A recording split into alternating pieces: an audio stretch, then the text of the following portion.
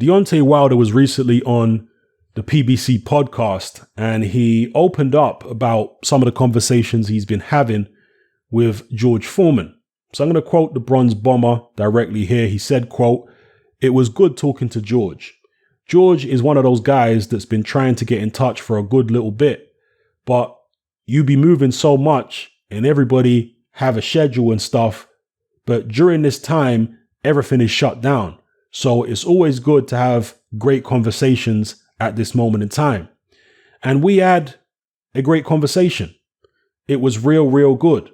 We talked about a lot of things that went on in his career, good and bad, a lot of stuff, and different tricks of the trade that used to happen, and certain things that he saw in this fight, and a lot of knowledge that he applied to me.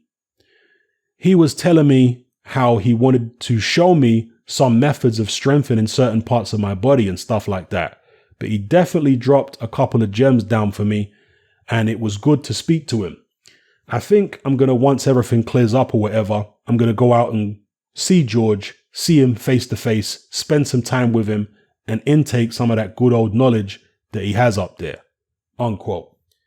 So those are the words of Wilder. And as far as I'm concerned, these are encouraging signs, because he's reaching out for help. And that means that he understands from a technical point of view, or hopefully this is what I'm taking from it anyway, from a technical point of view, there are things that need changing. Now, George Foreman and Deontay Wilder are very different fighters, but they do have a similarity in the sense that they're both punchers. They're both from the South, obviously, but also neither one of them exactly has classic technique. George Foreman had bizarre, very awkward and unorthodox punch technique, and he often looked clumsy.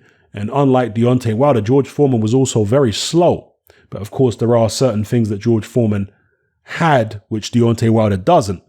For example, George Foreman had power in both hands. Now, I think Wilder's got power in both hands too, but not to the extent that Foreman had. Foreman had real, legit power in the left, just as much as the right. I also think George Foreman's punch variety was better than Deontay Wilder's. He had tremendous uppercuts in both hands, tremendous hooks, a good straight right hand, very good jab.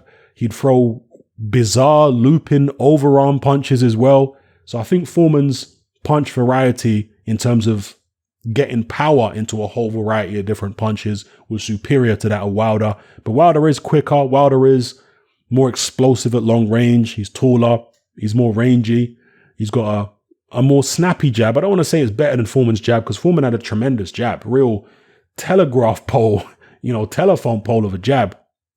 Tremendous jab it was. But there must be, I'm sure, some things that George Foreman can teach Deontay Wilder. Interesting that he said teaching him certain things to strengthen certain parts of his body. So I'd be interested to find out exactly what that is. But will he teach something, Deontay Wilder, about the mentality you need to have to overcome a loss? I think that's probably where George Foreman's trying to go, because Foreman understands the psychology of boxing, particularly at his age. In his, what is George Foreman now, 60s or 70s? When he looks back on his career, particularly his first career, he understands that psychologically he wasn't as strong as he was when he came back later on. And I'm sure he's going to impart, or try to impart, some of that wisdom onto Deontay Wilder.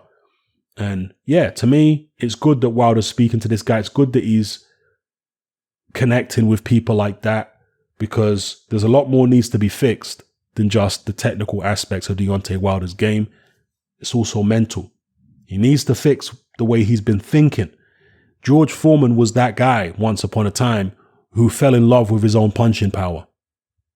And it backfired on him against Muhammad Ali, and it later backfired on him against Jimmy Young. So Foreman's been in that position when he's been the big bad puncher who all of a sudden, out of the blue can't knock out a certain guy and ends up getting stopped himself. He's been there, and he knows how to get over it, and he knows where Wilder went wrong mentally.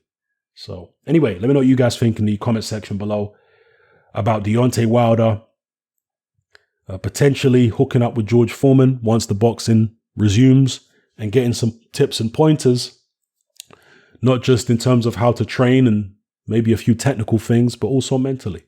Let me know, people. It's happening. I'm out.